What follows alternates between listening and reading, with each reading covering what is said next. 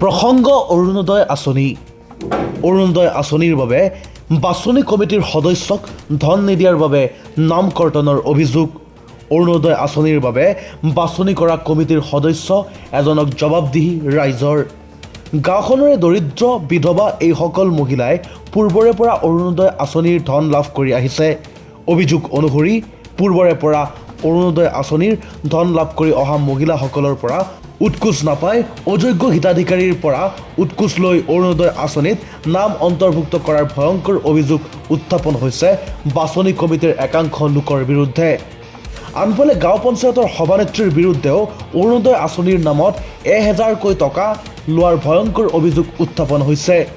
ৰাজ্যৰ মুখ্যমন্ত্ৰী ডক্টৰ হিমন্ত বিশ্ব শৰ্মাই অৰুণোদয় আঁচনিৰ ক্ষেত্ৰত কঠোৰ নিৰ্দেশনা প্ৰদান কৰাৰ পিছতো ওপৰ ডুমডুমীয়া গাঁও পঞ্চায়তত সংঘটিত হৈছে এই ভয়ংকৰ ঘটনা, আৰু যাক লৈ এতিয়া অঞ্চলজুৰি তীব্ৰ প্ৰতিক্ৰিয়াৰ সৃষ্টি হৈছে। আমি জৈৱ ৰেখাৰ তলৰ মানুহ। আমাৰ এতিয়াই নহয়, এখন কাৰ্টত ধৰক 40 কেজিকৈ চাউল পাওঁ। দুখীয়া দৰিদ্ৰকহে দিছে চাউলখিনি। এতিয়া ধৰক অৰুণোদয়টো এতিয়া দুখীয়া মানুহে পাব লাগে নে ধনী মানুহে পাব লাগে, সেইটো কাৰণে ধৰক নামটো কাটিছে। সেইটো কাৰণে ধৰক আহিছে ইয়াত। নাম কোনে কাটিছে? এতিয়া কোনে কাটিছে ধৰক যিকেইটা লিডাৰ সেইকেইটাহঁতে কাটিব। উপৰোক্ত বক্তাই গোটেই কথাখিনি কৈছে। তাৰ মাজতেও মই কওঁ যে ময়ো এগৰাকী বিধৱা। আৰম্ভণিৰ পৰাই মই বিধৱা হেৰিটো পাই আছো অৰুণোদয়টো, কিন্তু এতিয়া কাটি দিছে। জানিব পৰা মতে কালি গৈছিলোঁ, এই নিতুল বৰুৱা দুইগৰাকীকে লগ পাইছিলোঁ। পাওঁতে তেখেতসকলে ক'লে যে ইয়াত আমি কোনো জড়িত নাই, গতিকে আপোনালোকে এই অনুসন্ধান কৰক আৰু লাগি যাওক। আমি সেইটো মই মানি লৈছোঁ, কিন্তু যদি তেখেতসকলৰ তাত কোনো দুখ নাই তেতিয়াহ'লে আজি আমাৰ গোটেই মানুহখিনি 9টাৰ পৰা আমি পঞ্চায়তত বহি আছোঁ। তেখেতসকল আহি উপস্থিত হ'ব লাগিছিল, হোৱা নাই। আৰু যদি ভুল নাই, তেখেতসকলে যদি শুদ্ধ কাম কৰিছে তেতিয়াহ'লে ছেক্ৰেটাৰী বাইদেৱে হয়তো ইফাল সিফাল বা নাম চিনি নোপোৱা বিনিময়ত ছেক্ৰেটাৰী বাইদেৱে ভৰোৱা নাই। গতিকে তেওঁলোকৰ যদি কোনো দুখ নাই তেতিয়াহ'লে তেওঁলোকে আমাৰ গোটেই মানুহখিনিক লৈ ছেক্ৰেটাৰী বাইদেউৰ সন্মুখত কথা ক'ব লাগিব। আৰু যদিহে তেখেতসকলৰ তাত দুখ আছে তেতিয়াহ'লে ছেক্ৰেটাৰী বাইদেৱে তেখেতসকলক মাতি আমাক ভুলখিনি বুজাবুজি কৰি দিব লাগিব। তাৰোপৰি যিকেইখন লিষ্ট আমি পাইছিলোঁ, এই মোৰ নাম য'ত কাটা গৈছে তাত কেইগৰাকীমান সধৱা নাৰী তেখেতসকলক বিধৱা সজাইছে, আৰু এগৰাকী বিয়া হোৱা তেখেতক লিখি দিছে যে আনমেৰিটেড ওমেন। গতিকে ধৰি লওক ইয়াত যিখিনি আছে গোটেইখিনি পাবলগীয়া যোগ্যই। গতিকে আমি CM ছাৰক অনুৰোধ কৰোঁ, তেখেতে যাতে আহি আমাৰ এই যোগ্য মানুহখিনিক, আমাৰ পাবত গজা কিছুমান দালালে গোটেই সেইটো শেষ কৰি আছে। গতিকে তেওঁলোকক যদি কওঁ, সিহঁতে কয় যে এই CM ছাৰ ওচৰলৈ যাওক। গতিকে ইমানখিনি সিহঁতৰ উফাইদাং মাৰা কথা শুনাতকৈ গতিকে অনুৰোধ কৰোঁ, CM ছাৰ ওপৰৰ পৰা মানুহ পঠাই ভেৰিফিকেশ্যন কৰি যিসকল মানুহে পাব লাগে তেখেতসকলক অৰুণোদয়টো দিব বুলি মই CM ছাৰক অনুৰোধ জনালোঁ। আপুনি কি পূৰ্বে আপুনি অৰুণোদয় আঁচনি পাই আছিলোঁ। তাৰপিছত কৰ্তন কোনে কৰিছে আপোনাৰ? কৰ্তন এতিয়া জানামতেতো তেওঁলোকে কৰিব, কাৰণ কি কাৰণে কৰ্তন কৰিলে সেইটো নাজানো। গতিকে সেইটো কাৰণে আমি অনুৰোধ কৰোঁ যে তেখেতসকলক আহি কি কাৰণে কৰ্তন গ'ল আমি কথাটো জানিলে, যদি মই পাবলগীয়া যোগ্য নহয় তেতিয়াহ'লে মই একো ক'বলগীয়াও নাই। আপোনাৰ স্বামী আছেনে? স্বামী মোৰ মৃত। হয়। আপোনাৰ ঘৰত কোন কোন আছে? মই আৰু মোৰ ছোৱালীজনী। কি ক'ব? গতিকে সেইটোৱে CM ছাৰক এইটোৱে কওঁ যে CM ছাৰ এইটো ভালদৰে অনুসন্ধানটো কৰক, হৈ পাবলগীয়া যোগ্য মহিলাখিনিক যাতে অৰুণোদয়টো আকৌ অন্তৰ্ভুক্ত কৰে, তাৰ বাবে মই সকলোৰে হৈ আবেদন জনাইলোঁ। এতিয়া পূৰ্ণিমা পইচা লৈছে, কৈছে যে অৰুণোদয় ধৰাই দিব। কি কাৰণে পইচা লৈছে? অৰুণোদয়ৰ কাৰণে। অৰুণোদয় দিম বুলি পইচা লৈছে? অৰুণোদয় এতিয়া নিদে, কেইবাৰ নাম দি আছো, নাম কিয় দিব লাগে? কিমান পইচা লৈছে? হেৰাচমেণ্ট কিয় দিয়া নিদে নাই চৰকাৰে। আপোনাৰ পইচা কিমান লৈছিলে সেইটো কওক। 1000 দিছো মনত। 1000 টকা দিছিলে? কাৰ হাতত দিছিলে? পূৰ্ণিমাৰ হাতত। তাৰপিছত কি হ'লগে? অৰুণোদয় নাপালে আপুনি? এতিয়া নেপাওঁ অৰুণোদয়। নাপায়? কিমান দিন হৈছে অৰুণোদয়ৰ পইচা দিয়া আপুনি? 1 বছৰ হৈছে। তাৰপিছত দিব বুলি কৈ আছে অৰুণোদয় ধৰা এতিয়া নিদে।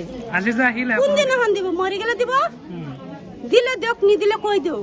আজি যে আহিলে আপুনি কি কাৰণে আহিলে? এইটো কাৰণে আহিছো, মোৰ নাম দিছো এতিয়া নতুন।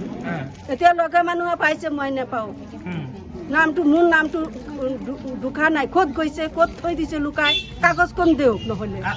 আপুনি কি কৰে? কি কৰিম মই, মাইকী মানুহ। কি কৰে? কিবা কাম বন? নহয়, লোকৰ কাম কৰি চলি আছো, গৰীব মানুহ।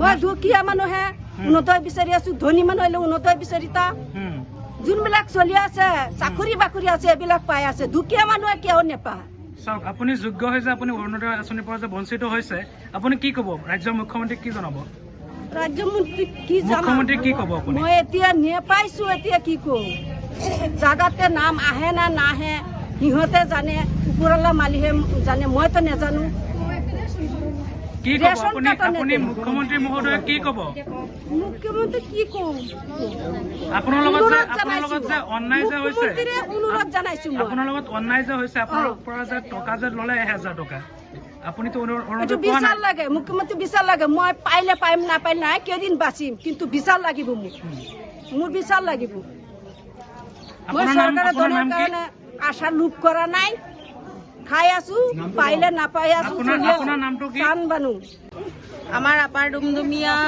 যিখিনি অৰুণোদয় আঁচনি পোৱা মহিলা আছিলে তেখেতসকলে আগতে পাই আছিলে আৰু এতিয়া যিমানখিনি নতুনকৈ অন্তৰ্ভুক্ত হ'ব লাগিছিলে তেখেতসকলক কৰা নাই আৰু যিখিনি মানে দৰিদ্ৰ সীমাৰেখা তলৰ মহিলাসকলে পাব লাগিছিলে এতিয়া আমি যিখিনি দেখিছো তাত মানে খুব ধনী মানুহৰ বোৱাৰীহঁতে বা ধনী মানুহৰ নামবোৰ ইয়াতে অন্তৰ্ভুক্ত হৈছে কিন্তু দৰিদ্ৰ সীমাৰেখা তলৰ এগৰাকী মহিলাও পোৱা নাই আৰু আমাৰ ইয়াতে যিমানখিনি মহিলা আছে গোটেইকেইগৰাকীয়ে পাবলগীয়াই কাৰণ আগত পাইছিলে 4 বছৰৰ আগত অফিচৰ পৰা যিবোৰ মানে ইনভিটেশ্যন কৰিব আহিছিলে তেখেতসকলেতো পাব লাগিব বুলিয়ে তেখেতসকলক দিছিলে অৰুণোদয় আঁচনিটো গতিকে আজি 3-4জন মান মানুহৰ মানে তত্বাৱধানত কাটা গৈছে সেই 3জনৰ ভিতৰত এজন পাপুল কুমাৰ দাস আৰু এজন নিতুল বৰুৱা আৰু এজন পোন পল্লৱী দেৱী গতিকে এই মানুহকেইজনৰ মানে উচিত বিচাৰ আমাক লাগিব তেখেতসকলে কি অৰ্থত কাটিলে মানে এই যে আমাৰ অৰুণোদয়বোৰ কি দেখি কাটিলে গতিকে আমাক তাৰ প্ৰমাণ লাগিব আৰু আমাৰ যাতে গোটেই কেইগৰাকী মহিলাই আকৌ পুনৰ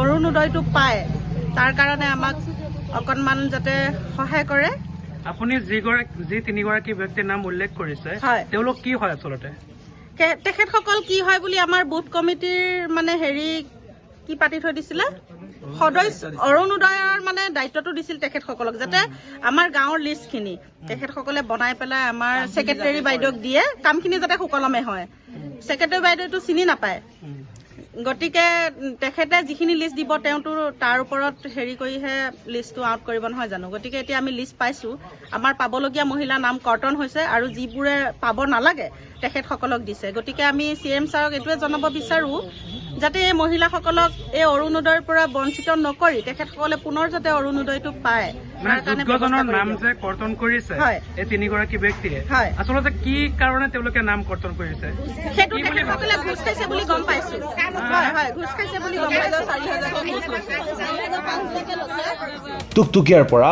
আদিলুৰ ৰহমানৰ ৰিপৰ্ট এনি ভাৰত 24